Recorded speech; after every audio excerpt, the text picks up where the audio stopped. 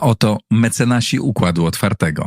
Oanda TMS Brokers, dom maklerski oferujący możliwość inwestycji w instrumenty z całego świata, w tym fundusze ETF, a także oprocentowanie wolnych środków na rachunku. Kliknij link w opisie. Rosnące koszty IT hamują rozwój Twojej firmy? Z Amso obniżysz wydatki nawet o 70%, wybierając polizingowy sprzęt IT sprawdzony, wydajny i gotowy do pracy. Kliknij link w opisie i pobierz specjalną ofertę dla firmy. Nowoferm, dostawca bram, drzwi i ramp dla przemysłu, logistyki oraz użytkowników prywatnych.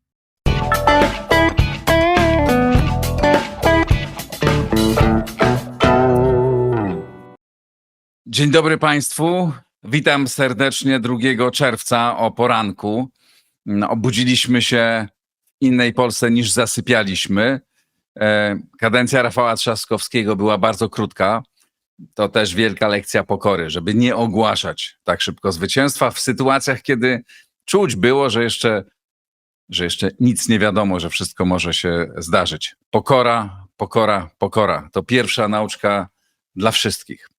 Wygrał Karol Nawrocki. On będzie prezydentem Polski i będzie prezydentem, którego trzeba szanować. Trzeba szanować urząd prezydenta i to, że jest to człowiek, który dostał ponad 10 milionów głosów. To jest niezwykle ważne. Gdyby wygrał Rafał Trzaskowski, powiedziałbym dokładnie to samo, że należy szanować nowego prezydenta Rafała Trzaskowskiego i jego urząd, bo dostał właśnie tyle głosów. Wygrał Karol Nawrocki. Dlaczego wygrał? Czy dlatego, że był tak fantastycznym kandydatem? No, wiemy, że nie był fantastycznym kandydatem. Tak? Budził wiele wątpliwości. Czy wygrał dlatego, że miał tak brawurową kampanię wyborczą? No, nie była to brawurowa kampania wyborcza, ani nie powiedział niczego, co byśmy mocno zapamiętali, co by z nami zostało. Ja nie usłyszałem jakiejś jasnej wizji rozwoju Polski. To nie znaczy, że nic nie usłyszałem, ale to nie dlatego wygrał, że porwał nas tym, co mówił. Tę kampanię, te wybory przede wszystkim przegrał nawet nie tyle Rafał Trzaskowski, co przegrał cały obóz rządzący z premierem na czele. Przegrał, bo po pierwsze bardzo słabo rządził przez te ostatnie 1,5 roku, co nawet przeczytałem dzisiaj rano w Gazecie Wyborczej, że to jest czerwona kartka dla rządu. No jest. Rząd się zajął przede wszystkim rewanżem, odgrywaniem się nawet już nie na przeciwnikach, ale na wrogach politycznych, a nie na budowaniu, nie na rozwoju, nie na proponowaniu nowych rozwiązań. To nie był dobry czas. I mam nadzieję, że rząd wyciągnie z tego lekcję i bardzo chciałbym, żeby rząd teraz rządził lepiej niż do tej pory. Więc przede wszystkim to była bardzo brutalna, mocna ocena dotychczasowego działania rządu Koalicji Obywatelskiej i ich koalicjantów z premierem Donaldem Tuskiem na czele. Po drugie, myślę, że to był też wynik tej brutalnej kampanii, która, powiem szczerze, tak jak Karol Nawrocki nie był kandydatem moich marzeń i budził wiele wątpliwości, tak ta kampania, która wokół niego się rozpętała, po prostu była obrzydliwa. I to widać było, te wszystkie montowania, te ustawki o ustawkach, to było naprawdę bardzo słabe i tego nie da się bronić. Co nie znaczy, że nie należy wyjaśniać, nie wiem, sprawy kawalerki, tak? To jest sprawa, która moje wątpliwości też budzi. Ale wszystko pozostałe i sposób, w jaki to było robione, był naprawdę bardzo, bardzo marny. I media, zresztą po obu stronach, media odegrały bardzo złą rolę w tej kampanii. Ale to wszystko sprawiło, że duża część Polaków powiedziała nie. I powiedziała, że sprzeciwiła się temu i wybrała właśnie Karola Trzaskowskiego. I ten wybór musimy wszyscy uszanować. I teraz co to znaczy? Jakie zadania stoją i przed Karolem Trzaskowskim, i przed obozem rządzącym, i przed wszystkimi nami? Po pierwsze, chyba widać to, że pogarda, której dużo było w tej kampanii, nie popłaca. I musimy z tym skończyć. I to jest mój wielki apel i do samego Karola Nawrockiego, i do jego obozu, i do ludzi, którzy go wspierali, żeby nie ulegli teraz pokusie takiej pogardy i rewanżu wobec drugiej strony. To nie jest dobre. I to się nie opłaca. Polska jest przepołowiona. Nie ma w tym niczego niezwykłego. To nie jest żaden wielki dramat, że połowa Polaków głosowała tak, a połowa inaczej. No tak jest w każdych wyborach, kiedy mamy do wyboru, kiedy mamy dwóch kandydatów, czy dwie opcje. Mamy różne poglądy, mamy różne wrażliwości, mamy różne sympatie i to wszystko jest w porządku. Nie musimy się ze sobą zgadzać we wszystkim. Możemy się dzielić, dzielimy się, mamy różne poglądy i to się nie zmieni na pewno. Chodzi o to, żebyśmy zmniejszyli ten poziom wzajemnej agresji.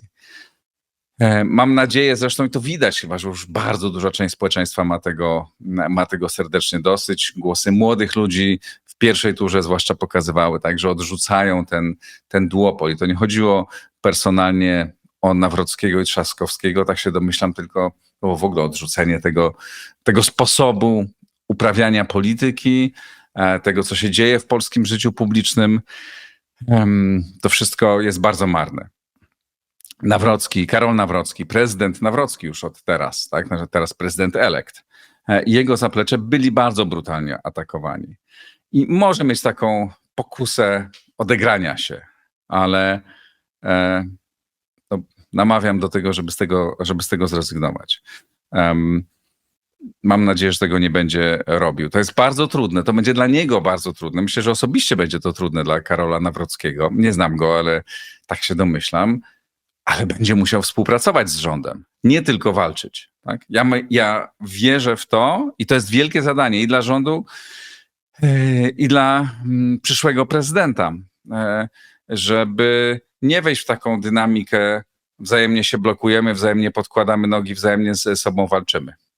Oczywiście Karol Nawrocki nie stanie się sympatykiem tego rządu i nie zacznie wspierać każdej rzeczy, którą ten rząd zrobił, ale warto, żebyśmy ustalili sobie listę rzeczy, które są dla Polski dzisiaj bardzo ważne i co do których tak naprawdę nie musimy się spierać, bo prywatnie pewnie większość z nas ma te same zdanie.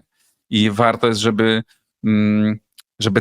żeby strony się uzgodniły pewne rzeczy, że w pewnych rzeczach ze sobą, w pewnych obszarach współpracują. To, że do tej pory była naparzanka poprzedniego prezydenta, czy jeszcze obecnego Andrzeja Dudy z rządem, to nie znaczy, że jesteśmy na to skazani i tak musi być. Zapewne nie będzie tam przyjaźni. Pewnie czasem będzie na ostro, ale są rzeczy w tym momencie historycznym, w których musimy ze sobą współpracować. Stoimy z jednej strony przed olbrzymimi szansami. Polska fantastycznie się rozwijała przez te 35 lat i przez 8 lat rządów PiS-u i zarządów Platformy i za różnych innych rządów się naprawdę rewelacyjnie rozwijała i dalej ma szansę się rozwijać i mamy szansę stać się liderem Europy w przeciągu 5-10 lat. Tylko trzeba wiele zrobić w tej sprawie i to są rzeczy, co do których większość z nas zapewne się zgadza. Więc trzeba sobie ustalić, że w sprawach prorozwojowych, w sprawach wielkich projektów infrastrukturalnych, wielkich projektów rozwojowych, takich jak już legendarne CPK, czy sprawa, która leży kompletnie, która jest naszym wielkim wstydem, to, że nie mamy elektrowni jądrowych, czy cała transformacja energetyczna, to jest rzecz, co do której trzeba się porozumieć i w sprawach akurat elektrowni jądrowych to myślę, że nie ma problemu co do całego procesu transformacji, podejścia do Zielonego Ładu, który oczywiście jest i z którego nie da się wyjść z dnia na dzień. Trzeba zapewne bardzo dobrze kooperować ze sobą, żebyśmy mogli osłabić rozmaite zapisy. I tu jest właśnie pole do współpracy między rządem a prezydentem. To jest niezwykle ważne, bo w kampanii słyszeliśmy, że w zasadzie mają bardzo podobny obie strony pogląd w tej sprawie, więc bądźmy konsekwentni. W sprawie, której na pewno potrzebne jest porozumienie i to jest historyczne zadanie dla obu stron. Jeśli to zrobią, jeśli to skrewią, to naprawdę będą odpowiadać przed historią i naprawdę ich następnym razem trzeba będzie zmieść wszystkich. Jeśli tego nie zrobią, wierzę, że zrobią i życzę im tego, żeby zrobili i trzymam gorąco kciuki. To jest polityka zagraniczna. Dzisiaj polityka zagraniczna jest dużo, dużo ważniejsza niż była kiedyś, chociaż zawsze była ważna, bo jak wchodziliśmy do Unii i do NATO, to też była bardzo ważna, ale dzisiaj mamy tu, tak jak w sprawach gospodarczych, olbrzymie szanse, ale też olbrzymie zagrożenia. Jak mówiłem o tym, że możemy się rozwijać i że mamy do tego potencjał, bo Polacy bardzo ciężko pracują, bo polscy przedsiębiorcy są coraz mądrzejsi, mają coraz więcej kapitału, mają coraz więcej know-how, ale przede wszystkim mają najwięcej na świecie ognia w oczach i takiej woli walki. Ja to widzę bardzo wszędzie. Często rozmawiam i współpracuję z nimi. Widzę też to samo w tym nowym pokoleniu przedsiębiorców. Tu mamy wielkie szanse, ale też mamy ogromne zagrożenia. Grozi nam wojna. To się nie zmieniło dzisiaj, od wczoraj. Tak? Wojna nam dalej grozi, a być może jeszcze bardziej. I musimy zrobić wszystko, żeby do tego nie dopuścić. Musimy zrobić wszystko, żeby zbudować naszą obronność, naszą zdolność nasze zdolności militarne, nasze zdolności obronne, zarówno militarne, zarówno wojskowe, a jeśli chodzi i tak samo obronę cywilną. Musimy zbudować infrastrukturę obrony, musimy rozwijać tą całą gałąź, która się nazywa dual use, czyli rozwiązania podwójnego przeznaczenia, czyli takie, które mogą i służyć w życiu codziennym naszym, ale i służyć do obrony czy do ataku. Tutaj potrzebna jest pełna mobilizacja, pełna współpraca. Tu potrzebne jest przełamanie tej niemocy w jednej strony w zreformowaniu tego państwowego molocha zbrojeniowego, z drugiej we wspieraniu prywatnych przedsiębiorców, których trzeba w to wciągnąć. Zobaczcie, ile zrobiła Ukraina w czasie wojny, ile nowych fabryk otworzyła, jak bardzo zwiększyła swoje zdolności produkcyjne. Myśmy w ostatnim czasie nic nie zrobili. To jest wielkie zadanie. Tu mogą się pokazać obie strony, jak ze sobą współpracują. To jest niezwykle ważne. Muszą współpracować, zwłaszcza prezydent z rządem w sprawie armii, w sprawie nie tylko inwestowania w sprzęt, ale także w sam kształt armii, jak armia ma wyglądać. Biuro Bezpieczeństwa Narodowego, nie wiem kto stanie na jego czele, musi współpracować z ministrem obrony i z premierem. To jest niezwykle ważne i w drugą stronę. Obie strony muszą, tego my obywatele od was wymagamy, muszą ze sobą współpracować. To jest niezwykle ważne. Polityka międzynarodowa. Jedni mówią, no teraz jest fatalnie, prawda, bo będzie taki prezydent, albo z drugiej strony mówią fatalnie, bo są ci liberałowie, którzy chcą tylko zbliżenia z Unią, znaczy większej integracji unijnej. A może tu mamy pewną dobrą sytuację, ponieważ mamy rząd, który ma lepsze relacje z Brukselą. Mamy obóz polityczny, który jest lepiej ułożony z tymi, którzy dzisiaj dominują w Komisji Europejskiej. No i będziemy mieć prezydenta, który ma niewątpliwie lepsze relacje z prezydentem Stanów Zjednoczonych i z tym obozem, który dzisiaj rządzi w Stanach Zjednoczonych. A to są dwa ciągle bardzo ważne miejsca dla Polski. I może to jest zaleta. Możemy grać na różnych fortepianach. Wykorzystajmy to, że Donald Tusk i Radek Sikorski mają dobre relacje w Unii, a Karol Nawrocki w obozie rządzącym obecnie w Stanach Zjednoczonych. Niech współpracują ze sobą. Ta współpraca jest konieczna. Jeśli tego nie zrobicie, jeśli tego nie będzie robił Radosław Sikorski, Donald Tusk i Karol Nawrocki, to naprawdę historia was osądzi bardzo, bardzo brutalnie. ta współpraca jest niezbędna. Jest niezbędne przywrócenie porządku w polskiej dyplomacji. Po tym chaosie, który częściowo też wprowadzała poprzednia władza, ale ten rząd wywalając 50 ambasadorów i również prezydent nie umiał się z nimi porozumieć. To jest do naprawienia i tutaj musi być porozumienie. Muszą się obie strony ze sobą dogadać i ustalić skład placówek dyplomatycznych, który będzie do zaakceptowania przez obie strony, no i one wreszcie muszą zacząć normalnie pracować. To, że my nie mamy ambasadora w Stanach Zjednoczonych i w Kijowie, to jest dramat. I to jest zadanie dla Karola Nawrockiego i dla Sikorskiego i dla Donalda Tuska, żeby się dogadali w tej sprawie. Niezwykle ważne. Jeśli tego nie zrobicie, to przed historią będziecie odpowiadać. Bo nie jest najważniejsze to, co się stanie z Platformą Obywatelską, ani nie jest najważniejsze to, co stanie się z Prawem i Sprawiedliwością, czy z Konfederacją, czy z innymi ugrupowaniami. Ważne jest to, co stanie się z Polską. I wy macie obowiązki wobec Polski, a nie wobec swojej partii. Zapamiętajcie to sobie wreszcie. I naprawdę możecie to robić i my tego od was oczekujemy, od wszystkich.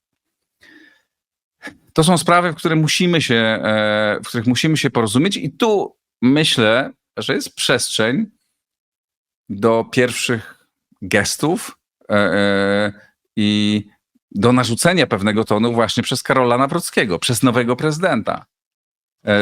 Ponieważ tak naprawdę my nie wiemy, jaki jest Karol Nawrocki. Nie wiemy, jakim jest politykiem. Nie wiemy, jakim będzie politykiem, bo do tej pory politykiem nie był. Być może będzie słaby, ale ma szansę być dobry. Jest białą kartą. I to jest jego największa życiowa szansa, największe życiowe wyzwanie, żeby wyjść ponad tą dynamikę fatalną zwarcia popisowego. No wiadomo, że wywodzi się, jest mu znacznie bliżej do jednego obozu, ten jeden obóz go wspierał, ale ten obóz też nie jest dzisiaj silny. No jest silny słabością rządzących, tak? To, że PiS ma dzisiaj takie poparcie, kiedy też przez te 1,5 roku, no naprawdę ta partia była raczej nie obrazem siły, zwartości, pomysłowności i kreatywności, tylko raczej chaosu, takiego zwiędnięcia, nędzy i rozpaczy. A mimo tego PiS jest ciągle tak popularny, no bo rząd był tak słaby. No więc Karol Nawrocki ma teraz szansę, żeby po pierwsze jednak mieć pewną autonomię, żeby nie być tylko długopisem, który wszystko podpisuje, ale też pokazać się jako człowiek, który potrafi przełamać się, który potrafi przejść ponad te wieże bardzo głębokie i bardzo bolesne urazy, bo jeździli po nim straszliwie, ale że będzie w stanie wykonać pewne gesty i zacząć rozmawiać w normalny sposób z drugą stroną. To można zrobić. Można ustalić normalne procedury współpracy. To nie jest tak, że ta konstytucja zmusza nas do konfliktu. No jest taka, jaka jest. Tak? Dzisiaj jej pewnie nie ma przestrzeni do jej zmiany. Zapewne trzeba zacząć rozmowę o tym, jak należy zmienić konstytucję, pewnie po następnym obrocie wyborczym, kiedy będzie jakaś jasna większość i być może należy skonsolidować władzę w jednym obozie, czy to w kancelarii premiera, czy to w Pałacu Prezydenckim. To jest sprawa otwarta. To jest sprawa do debaty teraz, ale dzisiaj jest tak, jak jest. I obie strony muszą ze sobą współpracować. I historia, i my wszyscy od nich tego wymagamy. To jest wielka szansa dla Karola Nawrockiego i nie chcę powiedzieć, że wierzę, bo nie wiem. Nie znam pana Karola Nawrockiego. Trzymam za niego kciuki, żeby poszło mu jak najlepiej i proszę was wszystkich. Dobra, była kampania, naparzaliście się, te silniczki jeździły po jednej i po drugiej stronie. Wyłączcie, tak? Spasujcie troszkę. Te silniczki nie zadziałały. Te masowe kampanie hejtu nie zadziałały, więc warto sobie odpuścić. Spróbujmy się uszanować. I to mówię w dwie strony. Tak samo nie odgrywajmy się teraz ani na jednej, ani na drugiej stronie. Tak? Niech obóz prezydencki, ten nowy, obóz opozycyjny, jeśli chodzi o stosunek do rządu, dobrze było, gdyby teraz nie zajmował się wyłącznie odgrywaniem się na drugiej stronie. Oczywiście musi się obóz opozycyjny zbudować na nowo, tak? To też jest duża szansa. Ale też na pewno rząd musi zmienić trochę swoje nastawienie.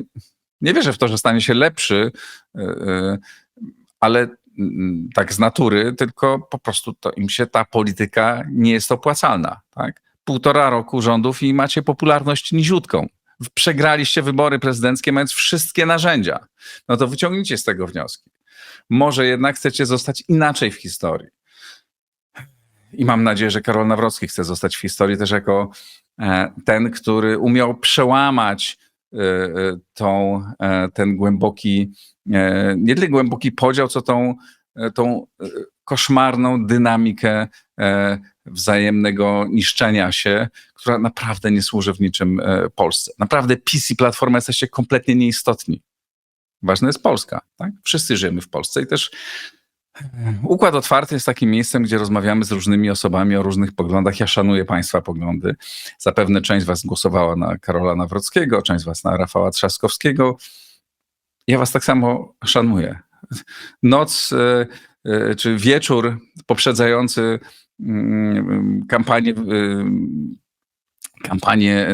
głosowanie spędziłem z uroczymi ludźmi, którzy głosowali inaczej niż ja.